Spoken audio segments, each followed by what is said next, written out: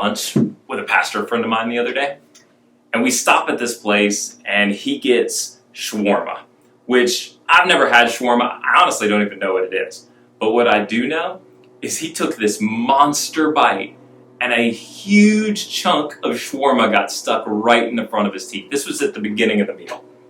And I gotta say, for the rest of the meal, I didn't hear a word that he said. All I saw was this massive piece of whatever shawarma is in his mouth. I mean, it was so big, he looked like a chipmunk storing food for the winter. Other food was getting stuck in that big chunk of food like it had a gravitational pull, just sucking things in. It was disgusting. And I thought about telling him about it. I know I probably should have, but I didn't. And the waitress walked up, and she saw it, but she didn't say a word, and she looked at me like I should do it, but I thought she should do it. I mean, after all, he's paying her. Honestly, the end of the meal came around, and I never said anything. Nobody else ever said anything. He might have that shawarma in his mouth right now, for all I know. And nobody ever said anything. And looking back, I can't remember a word he said. I don't remember what he talked about, really. All I remember is that shawarma. And I think all of us kind of have this. You know, it may not be shawarma for us, but it's something. Something that everybody sees that we don't see. It's not our relationship with Jesus. It's not the good things that we do. What it is it's something like pride or negativity or how we speak on social media. And it's there, and it's big and disgusting, and it's in the way of everything that we want to tell the world about Jesus.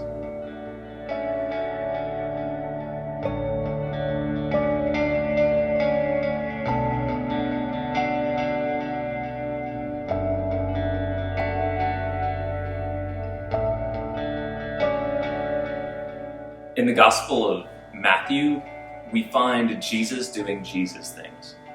He's going around preaching and teaching and healing people, and surprise, it says he became famous.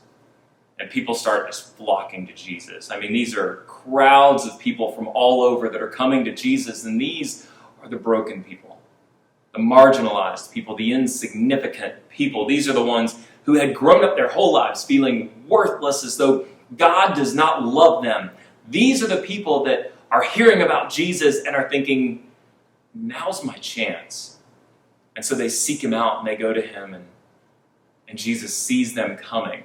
And at this point in Matthew chapter 5, he goes up on a mountain, and his disciples come up, and he starts giving a sermon. And this sermon is very reminiscent of what Moses said on Mount Sinai. He's going through some of the 10 Commandments. He's going through the laws that were given in Exodus. These are very Jewish teachings to very Jewish people. And as Jesus is expanding on the law of Moses and bringing light to the law of Moses and helping apply the law of Moses, he gets all the way through this. And he says near the end, about 2/3 of the way through, he says, do not judge, or you're going to be judged. It's almost as though he's looking out at that crowd of people, of the insignificant, less than, marginalized people. And he says, by the way, don't judge. And what you've got to remember is that law of Moses, from the day it was given, it was a measuring stick. From the day it was given, it was used to decide who was good and who was bad, who was in and who was out, who God loved and who God rejected. So all of those people, that crowd of people watching, they grew up feeling judged. Their entire lives were judgment. Have you ever felt that way? Have you ever felt judged? I mean, of course we have, right? Like, we all went to middle school. I mean, in middle school, you're judged for everything. For the clothes you wear, for the friends that you hang out with, for the things that you like. Everything is judged when you're a kid. And when you're there, you start to feel less than for some of those things. And then what do? Because others are making us feel less than, it's very tempting for us to turn around and try to make ourselves feel better by applying that same judgment to someone else. And all of a sudden, at the center of every relationship we have is judgment. And it's really, really broken. And it doesn't stop when we're kids, does it? It's there for adults as much as it is for kids. It's there when we're little, it's there when we're big, and it's at our heart, and it is heartbreaking. Nobody likes to be judged. Nobody likes that feeling. And so when Jesus looks out at those people, and he sees the people who had grown up marginalized, who had grown up on the outside, who had grown up feeling as though God didn't love them, he looks at his disciples and he says, don't you dare judge them.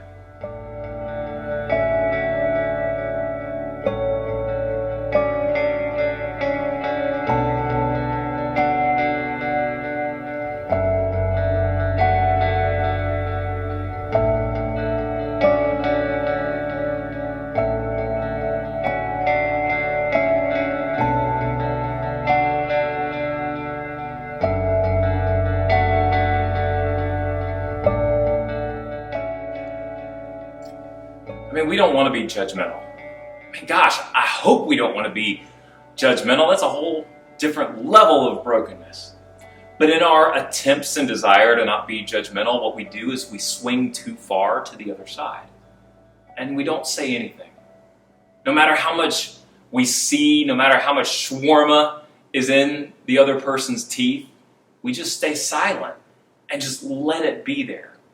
And what we're doing is we're ignoring the rest of what Jesus said. Yes, he said, do not judge, but then he goes on and he starts talking about this speck and this plank.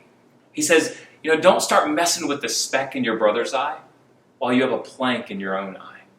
And what he's saying is he is acknowledging that other people have something wrong.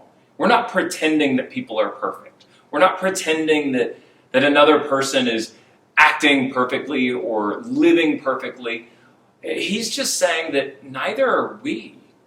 That in the same way that they have something that needs to be addressed, so do we. And the most important part of this is that there is no way that we can ever step in and help them unless we first deal with ourselves.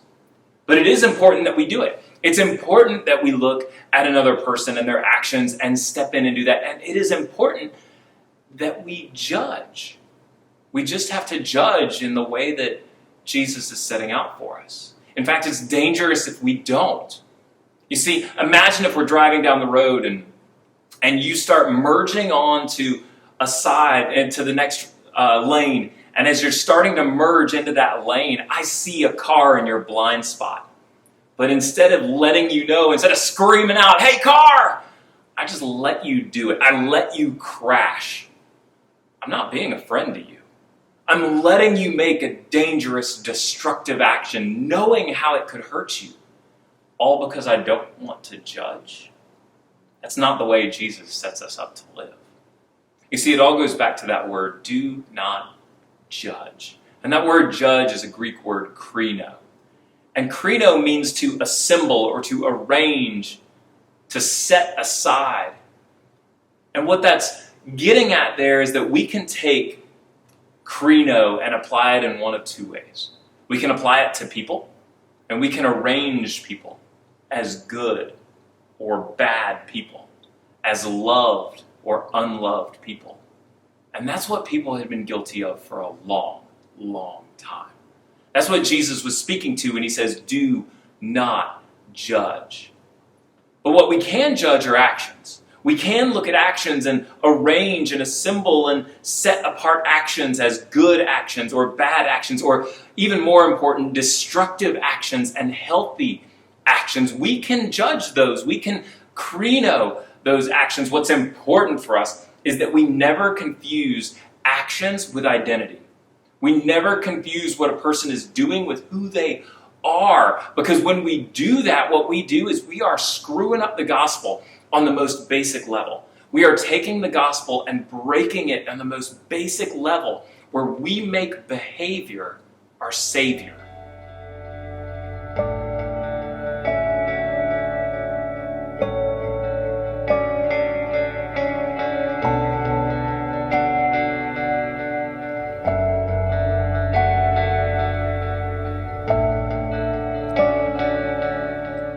truth is, we need each other. We can't just mind our own business or butt out. We weren't designed that way. We are better with each other than we are apart. You see the shawarma in my teeth that I don't see. I need you, as uncomfortable as that might be. I need you to speak to me when there's something in my life. A few years ago, I had put on a little bit of weight. I mean, not much, but a little bit. Honestly, the problem was, see, my scale, the battery died, and that's not a battery that you rush to replace, right? And so the minute that battery died, I think I started inching up. I ate a little bit too much Popeyes. I didn't exercise quite as much, and I put on a little bit of weight. But it wasn't too bad. And when I looked at myself, I didn't look that different, at least not to me, and I certainly believed nobody else saw it. But then one day, my friend Vicky came over. And she came over and she looked at me, and I kid you not, she said, "Hey Mike, nice muffin top." I didn't know what a muffin top was. But when I went and Googled it, I went for a run that day. I mean, it wasn't comfortable, but wow, that made an impression. Proverbs 27:6 says, "Faithful are the wounds from a friend." Now, I'll be honest, it was pretty uncomfortable when Vicky said that to me. It felt like a wound. I mean, it hurt for her to say that to me, but it motivated me. It moved me. It pointed out something that I refused to see in my own life, and it got me moving. I started running immediately. I lost 20 pounds in a couple of months. I moved and got better because I had a friend say something that I refused to see in my own life. It's amazing the capacity we have to not see what everybody else sees.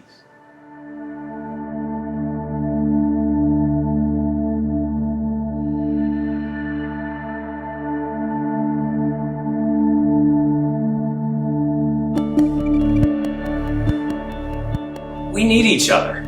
We need the relationships built on trust and vulnerability.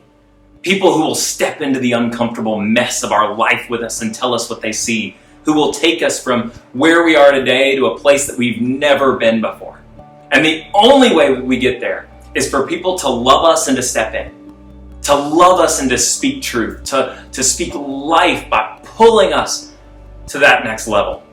The truth is, we all have things. We all have something in our life that's holding us back, that's getting in the way of our desire to proclaim Jesus to the world around us. And the only way that we're going to get past it is if somebody tells us, if somebody will help us move past it. And when we realize that the mistakes that we make in our lives don't make us a mistake, it's at that point that we become more comfortable receiving the feedback and the help from those who love us. When we become comfortable knowing that our behaviors and actions, though it may displease God, we never do. It's at that point that our lives truly can proclaim the love of Jesus, and we can grow to the greatest level that we've ever been.